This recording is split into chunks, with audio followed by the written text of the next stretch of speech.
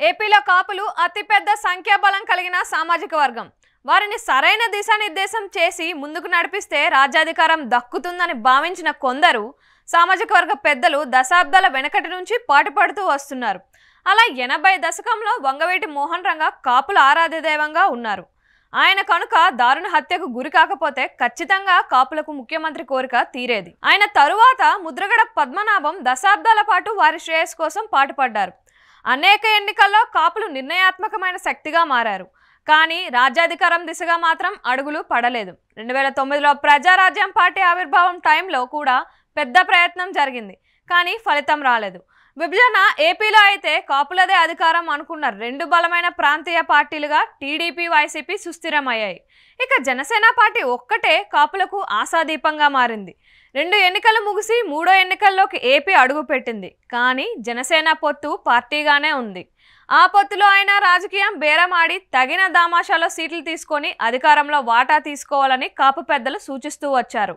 అయితే జనసేన అధినేత పవన్ మాత్రం తనకు ఎవరూ సలహాలు సూచనలు ఇవ్వనవసరం లేదని కుండబద్దలు కొట్టారు.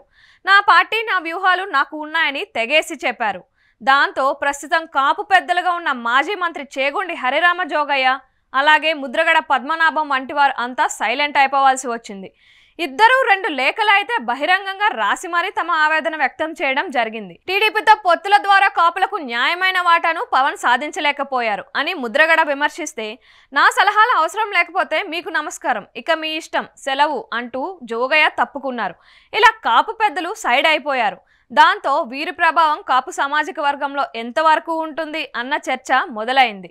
పవన్తో విభేదిస్తున్నట్లుగా వారి లేఖలు, మాటలు బట్టి అర్థమవుతుంది. అయినా కాపు సమాజంలో వారి వైపు ఉండేది ఎవరు అంటే ఇప్పుడు ఆలోచించాల్సిందే అంటున్నారు. కాపు యూత్ అంతా పవన్తో నడుస్తుంది. పవన్ చెప్పాలే కానీ దేనికైనా రెడీ అన్నట్లుగా ఉంది. అదే టైంలో యువతకు పవన్ ఆరాధ్య దైవంగా మారారు. ఇక నడి వయసు వారు, ఆ మీదట పెద్దలు అయితే ఆలోచించుకొని ఓటు చేస్తాను అని అంటున్నారు. కాపు పెద్దల మాటలు ఏమైనా వారిని ప్రభావం చేసే అవకాశం ఉండవచ్చు, కానీ యువతలో మాత్రం పవన్ క్రేజ్ని దెబ్బతీయలేము అని అంటున్నారు. పవన్ ఏమి చేసినా కరెక్ట్ అనే ఆలోచనలో యూత్ ఉంది. వారు ఆయన చెప్పినదే వేదంగా భావిస్తారు. కుల పెద్దలు ఏది చెప్పినా కూడా వారికి పవన్ మాటే అల్టిమేట్. దాంతో కాపు నేతలు తమ తరానికి, వర్తమానానికి అనంతరం పెరిగింది అని గమ్మున ఉంటారా, లేక కాపు జాతి మేలు కోసం మరో పోరాటం చేస్తారా, లేక తమలో నుంచి కొత్త నాయకత్వాన్ని బిల్డప్ చేస్తారా అన్నది చూడాలి. పవన్ తన వ్యూహాలు తనకు ఉన్నాయని చెప్పుకుంటున్నారు.